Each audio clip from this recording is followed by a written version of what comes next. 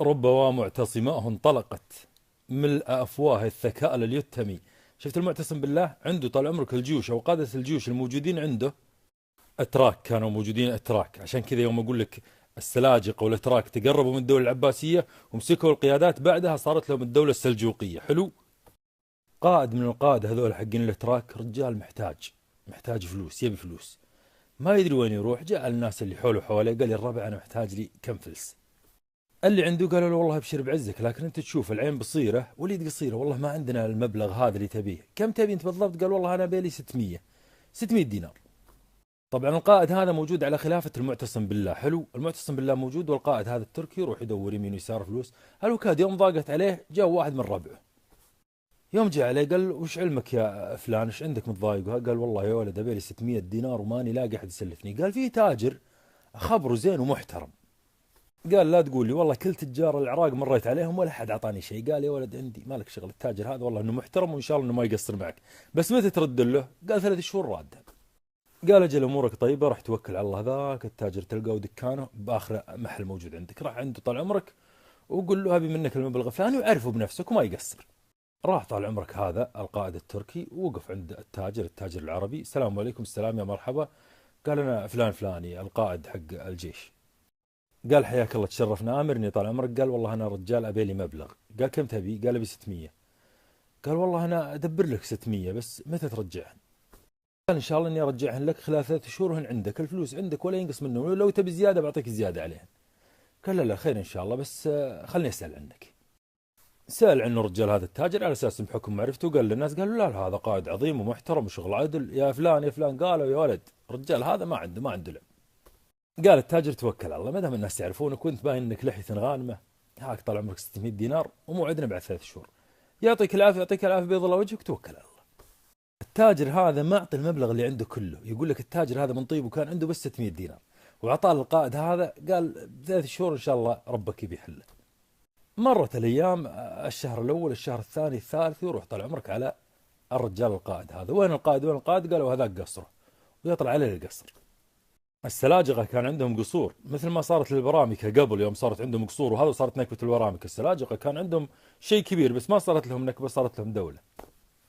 الوكاد راح عليه طال عمرك ويدخل عند الحرس، وهذا قال لهم: يا الربع عطوا الرجال هذا، كلموه قولوا له التاجر الفلاني. قال: حيا والله خليه يدخل. دخل عليه، يوم شافوا رحبوا: هلا يا هلا يا مرحبا يا تاجرنا العظيم وتاجرنا. قال: يا ولد الوعد حل وتعرف فلوسي والامور هذه. قال: والله شوف انا ماني ناسيك، لكن الحين عز الله ان ما عندي المبلغ اللي تبيه، لكن تصبر علينا شوي. قال: يا ولد نصبر عليك، تعرف النظام اللي يستحي، نصبر عليك. لا جاك يتسلف يحب ايدك، لا جيت تاخذ فلوسك ايش تسوي؟ المهم طال عمرك جاء عليه قال له: كم تبي لك شهر؟ قال: والله عطني شهرين بعد. قال التاجر: امري الى الله، توكل على الله، خلاص خذ الشهرين وبعد شهرين اجيك. قال: بعد شهرين تجيني. بعد شهرين طال عمرك راح عليه ويجي عند باب القصر. قال: يا الربع يدخل. قالوا: حياك الله تفضل. وصل عنده ولا في ناس وحاشي وهذا، مسك ورقه وعطاه. قال: يا ولد لا تنسى فلوسي وهذا. قال: خير خير ان شاء الله. المهم طال عمرك طلع التاجر، طلع طال عمرك ولا ما في رد، لا يمين ولا يسار ولا حد كلمه ولا حد. رجع للتاجر ثاني مره: يا ولد فلوسي وكذا. قال: يا ولد انت تراك ازعجتنا، كل يوم راز وجهك ايش تبي؟ قال التاجر: يا ولد انا رجال صابر عليك 6 شهور، يعني وش اللي؟ قال: ازعجتنا عاد 6 شهور، يعني اخذنا منك 600 دينار. شوف الكلام تغير، اخذنا منك تبي تذلنا انت ولا وشو؟ قال: يا آدمي ما بذلك، أنت رجال قائد جيش وما شاء الله عليك معروف، بس أنا رجال بفلوس، يعني صار لي الحين 6 شهور، وش يعني تبي تعطيني فلوسي ولا لا؟ قال: نعطيك فلوسك، ما احنا سارقينك وحنا انتهى الموضوع، يلا توكل على الله، بعدين إذا صار عندي فلوس أعطيك. ويجرجر بطال عمرك، و7 شهور 8 شهور 9 شهور وسنة، وجرجر فيها القائد سنة و6 شهور ما أعطاه فلوسه. الرجال انثول. قام يروح للناس اللي يثق فيهم: يا جماعة تكفون يا الربع، كلموا القائد. الناس طال عمرك عنده ابشر يروحون يكلمون القاضي، يقول: لا لا خلوا يركض، هذا يبي يذلنا بفلوس وهذا يبي يحسب ما عندي فلوس. انا عندي فلوس اصلا، بس انا مخليه بعدين يعني. ويكلم الوزراء اللي بالدوله ويكلم الدنيا ما خلى احد بالدوله ما كلمه، من التجار والوجهاء ما خلى احد، على اساس يكلمون القائد هذا. والنتيجه وشو؟ ما حصل فلوس. كل واحد تعذر وقال: والله احنا اسفين، احنا ما ندري انه عفن، لكن والله انه فاجأنا بالموضوع هذا. المهم الرجال انجن. شوف سبحان الله الإنسان، شوف شلون ضعيف، يوم شاف أن الدنيا كلها تسكرت وين توجه؟ بس حلو أنك توجه، يعني على الأقل أنك تذكرت أن لك رب توجهت له، وهو يطلع طال عمرك لحد المساجد اللي موجودة في بغداد، ويدخل طال عمرك المسجد ويوقف عند المنبر ويرفع يدينه للسماء ويقوم يدعي الله ويبكي، ومن غبن، تعرف اللي من غبن ومنجن ويبكي بحرقه، ويبي بس اللي يبي يمسك بس التاجر هذا بياخذ فلوس ويدعي عليه كل دعاء أثقل من الدعاء اللي بعده. يوم حس التاجر انه انهك الدعاء هذا وتعب وبكاء وكذا، سند ظهره طال عمرك على المسجد كذا وجلس، طالع يمينه ولا يمينه واحد درويش يطالع فيه. درويش وشو؟ اللي يتعبدون قبل المساجد يتصوفون وكذا، كانوا يسمونهم دراويش. درويش هذا قام يطالع بالرجال والرجال يطالع فيه. قال الدرويش وش فيك يا سماشر؟ تعرف اللي دخل بباله كذا يعني ملوك وناس، ما بقى احد ما كلمته بالدنيا، وهذا الدرويش جاي متفرغ، ايش فيك وش سوي؟ ايش يبي هذا؟ تعرف اللي طلع كذا وصدق. قال يا طيب، الدرويش يقول له اكلمك انا. قال نعم، ايش تبي؟ قال ايش فيك؟ ليه متضايق؟ يعني ايش اللي جايك؟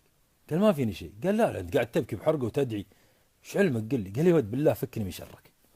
قال الدرويش ماني فاكك من شري، عطني العلم اللي عندك، وش فيك انت قاعد تبكي صار لك ساعه والحين تقول لي والله ما فيني شيء؟ عطني العلم. قال يا ولد انت ابتليتني. قال لي ابتليتك، عطني العلم. قال اسمع العلم. المهم طال عمرك والتاجر يعطيه السالفه كلها. طالع فيه الدرويش قال إنا لله. زين تبي الحل؟ قال وش عندك من حل يعني؟ تكفى اللي يرحم والديك، والله اني مستعجل ومنحرق من داخله بمشي. قال اسمع، بالزاويه او بزاويه الشارع اللي برا المسجد تلقى هناك خياط وفي رجال شايب هناك، ان شاء الله الشايب هذا يحل موضوعك وما يقصر معك. قال يا ولد انت صاحي، الملوك ما حلوه. قال رب الملوك يحله، مالك شغل، روح توكل على الله وروح للخياط هناك. قال يا ولد اقول لك ما بقى وزير، ما بقى واسطه، ما بقى مدير مكتب، ما بقى احد. قال انا قلت لك روح توكل على الله. طلع الدرويش من المسجد، طلع الرجال قال خلينا نشوف هالمصيبه هذه الجديده وش. يطلع طال عمرك للزاويه ولا محل خياط موجود هناك، ويلقى فيه شايب. الشايب هذا طال عمرك يخيط بالملابس قدام كذا وما طلع فيه. قال آمر. قال يا عمنا فلان الفلاني التاجر، وهذا قال لي معروف آمر. قال طول العمر انا سالفتي واحد اثنين ثلاث والقائد وكذا وسرق فلوسي وهج. يقول قال خير ان شاء الله، كم فلوسك؟ يقول قلت له 600 دينار. يقول للحين ماني واثق 1% ان هذا الرجال عنده سالفه اصلا. يقول طالع الخياط كذا، يوم طالع ولا واحد من الصبيان اللي عنده قال اسمع، سمعت السالفه هذه كلها؟ راح لقائد الشرطه وقول له عمي فلان يقول لك جيب فلوس وتعال للمحل. يقول التاجر هنا انا صابتني الدهشه، يقول ما بقى احد ما قلت له من جده هذا. يقول بغيت امشي وخليه. قال انتظر خليك واقف. يقول انتظرت، يوم قال لي انتظرت وانا مستهزئ يعني. يقول ما في والله مشوار الطريق والرجال طال عمرك جاي الولد هذا ومعه قائد الجيش وركض. يقول اول ما جاء قائد الجيش ويجي علي طال عمرك ويمسكني ويحضني، يا بعد عمري يا بعد قلبي يا حبيب وينك انت، ادورك بعطيك فلوسه. يقول انا طالع كذا ايش في هذا؟ قسما بالله فلوسك عندي هذه، لحظه ويطلع طال عمرك فلوس ويعطي هذا الفلوس اللي والله انت حبيبي ايش فيك يا طويل العمر. يقول للشيخ الحج اللي قاعد، يقول الشايب ما تحرك من مكانه طالع فيه كذا. يقول طالع فيني قال اعطاك فلوسك كلها عده. يقول عده فلوسي ولا 600؟ قال اخذت فلوسك؟ قال لي. قال توكل على الله. يقول انا انجنيت، وش الموقف هذا؟ وش اللي صار؟ سبحان الله ما يمديني داية الله سبحانه وتعالى جاب لي على طول، هذول قاعد اترجاهم شهور لا توجه الا لله. يقول المهم شاور القائد الجيش هذا الشايب، قال له يلا توكل على الله، روح قائد الجيش اللي تبغونه انا حاضر ترى انا عندي. المهم انه مشى. جاء طال عمرك الرجال هذا نفسه للشايب، قالوا ايش سالفتك انت؟ قال ما عندي سالفه شيء، اخذت فلوسك؟ قال لي. قال توكل على الله. يقول له طالع فيه والله توكل على الله. يقول رحت البيت، يوم وصلت البيت هذا التاجر يسولف، يقول واخذ طال عمرك واسوي لي لقمه واخذ من الاكل هذا، عرفت ان الرجال هذا ما ياخذ فلوس فلذلك قلت خلوه يخاشرني بالاكل وياكل معي، واخذ اللقمه طال عمرك واروح عليه. يقول يوم جيت ووصلت عنده السلام عليكم، قلت يا طويل العمر انت ما اخذت مني، رجعت الفلوس وما اخذت مني فلوس وانا بعطيك فلوس، لكن ايش رايك تشاركني بالاكل؟ قال اما اكل حياك الله خلنا ناكل مع بعض. يقول قلت له يا حجي اسالك بالله وش سالفتك اللي خليت قائد الجيش هذا كله يجيك واللي يرحم والدك وش السالفه؟ قال يا ولدي هذه السالفه طويله. قال وش السالفه يا طويل العمر؟ تكفى انك تقول لي والله انك حركتني حرق. قال لا اسمع، بيوم من الايام وانا طالع من المسجد وكان الوقت بعد صلاة العشاء، يقول وانا طالع من المسجد طال عمرك ومعي ناس موجودين، ولا هذا قائد من قادة الجيش الموجودين عند المعتصم بالله يمشي. يقول كان فيه حرمة قاعد تمشي بالشارع المقابل له، يعني قاعد يمشون وهذه الحرمة جاية كذا، القائد هذا يقول كان سكران طينه خالص، يقولوا معه حرس ومع الدنيا هذه كلها، يقول طالع بالحرمة هذه ما يدري بنفسه، يقول يمسك الحرمة طال عمرك وياخذ معه القصر، والحرمة قاعد تصرخ أنا شريفة أنا عفيفة. يقول أنا هنا ما مسكت نفسي على طول طال عمرك وأطير عليه، ويجون الجند يضربون، ويجون المصلين معاي على أساس أنهم يمسكون يطلعون الحرمة ما قدرنا نفك الحرمة منه. يقول نحاول ما قدرنا، الشرطة طال عمرك والحرس اللي عنده خذوا طال عمرك الحرمة وتوكل على الله وتوجه القصره. يقول راحوا الناس قالوا اسكتوا ما لنا شغل بشيء، يلا توكلوا على الله، ومشوا الناس. يقول جيت للناس يا الربع قال يا ولد خلاص هذا قائد ما حد يقدر له، خلاص توكل على الله، يلا امشوا. يقول رحت طال عمرك مع الناس يدفدفوني ورحت للبيت وانا محترق من داخل. يقول ما قدرت انام، وساعه وساعتين وانا انجلط. يقول وافكر طال عمرك وتجي ببالي حيله. وش الحيله؟ قلت خلنا نتوجه المسجد مره ثانيه واذن على اساس انه يتوهم ان صلاه الفجر، ويقعد طال عمرك يطلع البنت اللي عنده يمكن انه يصحى بهالصلاه هذه ولا شيء. يقول وكان طال عمرك وتوجه المسجد.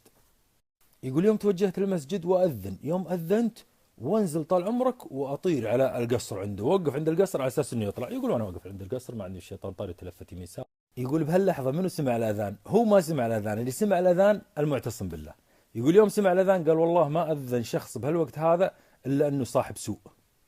يعني مثل قولة واحد تطفل على المسجد وسفيه اطلعوا بسرعة شوفوا لي منو اللي واقف بالشارع تلوه. يقول يطلعون طال عمرك الحرس ويجون من جنبي، وهو واقف المسكين عند الباب ينتظر هذا الرجال يطلع على اساس ياخذ منه البنت. ما حسوا الا ماسك واحد من ورا. قال له انت اللي اذنت؟ قال لي انا اللي اذنت امر. قال يا ويلك ويله المعتصم بالله والله لا يقطعك تقطيع اليوم، شلون تاذن يا ولد بالوقت هذا؟ يعني مجنون انت. قال المعتصم يبي يقطعني. قال وديني له. قال اول شيء قل لي وش، قال اقول وديني المعتصم. قال توكل الله، وياخذه طال عمر قائد الحرس وياخذه عند المعتصم ويقطع عنده. جاء المعتصم قال تعال ايش عندك تاذن الحين؟ قال والله يا طويل العمر ما أذنت إلا من الضيم اللي شفناه من القهر اللي صار. قال وش العلم؟ قال يا ولد السالفة واحد اثنين ثلاث، قائد الشرطة موجود عندك، مدري قائد الجيش موجود عندك. قال المعتصم من جدك أنت تسولف؟ قال لي والله هذا اللي صار والقائد موجود عندك هناك. قال جيبوه بأي يا ولد، لا تخليني أنا أروح أجيبه بسرعة، ركض ويطيرون الحرس طال عمرك على قصر القائد هذا ويمسكونه طال عمرك تلونه ويجيبونه على المعتصم. أول ما دخل على المعتصم قال أنت صحيح ماخذ فتاة من الشارع؟ طبعا هذاك تعرف اللي يلا استوعب الوضع قدام، طالعوا للمعتصم ويلا رد ورا. قال يا طويل العمر هذه من بنات الشوارع.